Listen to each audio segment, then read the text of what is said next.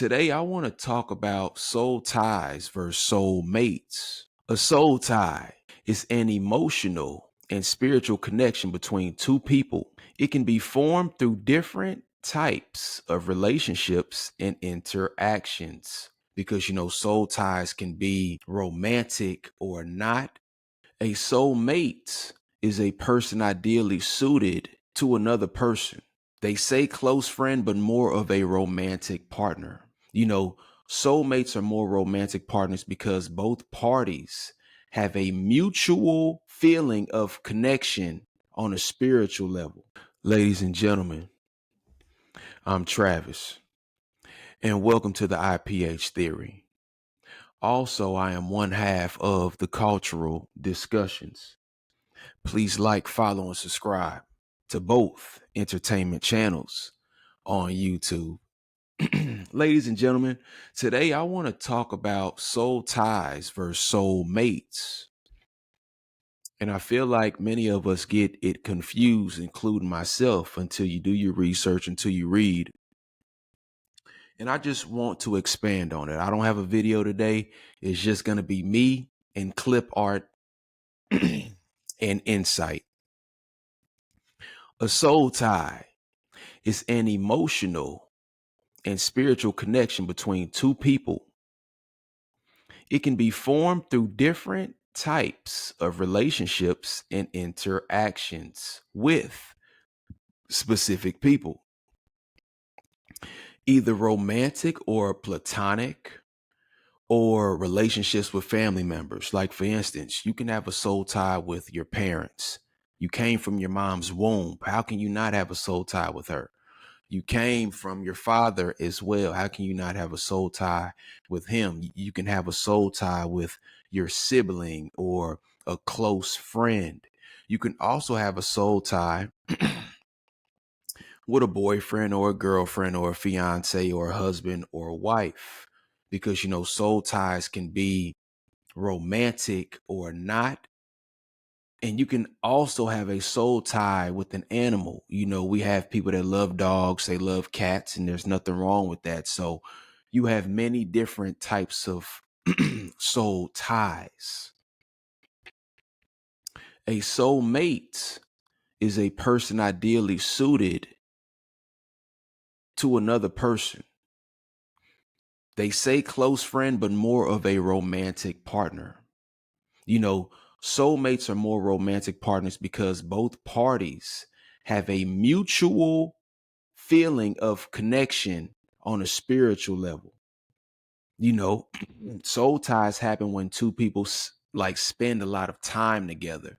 Like, you and one of your buddies, y'all might go to the gym a lot. Y'all grew up together. Y'all do this, y'all do that. You all have a soul tie. It's not romantic, but you all like being around each other. You all share some of the same interest. You all like each other's company. But a soulmate is more romantic, it's more intimate.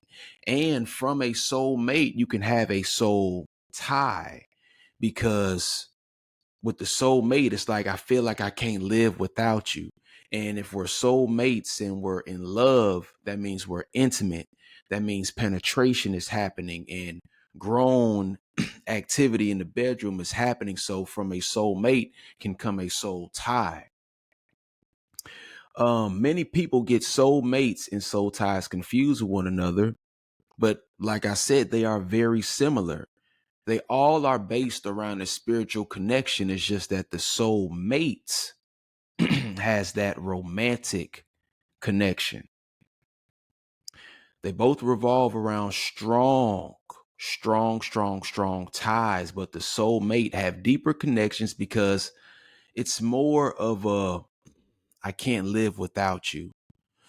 Soul ties can be soul ties can be unhealthy as well. You can have an unhealthy soul tie, but a soul mate revolves around more positive energy and more love. Not saying that soul ties don't revolve around love. They do revolve around love. People love their pets. People love their parents. People love their siblings. People love old co-workers and classmates, but they might not have been intimate The soulmate you're more intimate with.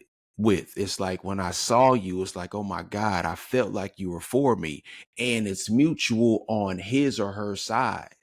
They feel like you were meant for them and they were meant for you. So, like I say, soulmates and soul ties, they can be confusing because they have to deal with connections on a spiritual level. But the soulmate is like a wife or a husband or a fiance. Your child is not your soulmate. And who knows? Comment below. Somebody might disagree with me when I say that your child is not your soulmate. You might have a soul tie with your child, but your child is not your soulmate. Your dog is not your soulmate, but your lover can be your soulmate. And from that lover can come a soul tie because you all have bonded with time. You all have bonded with energy.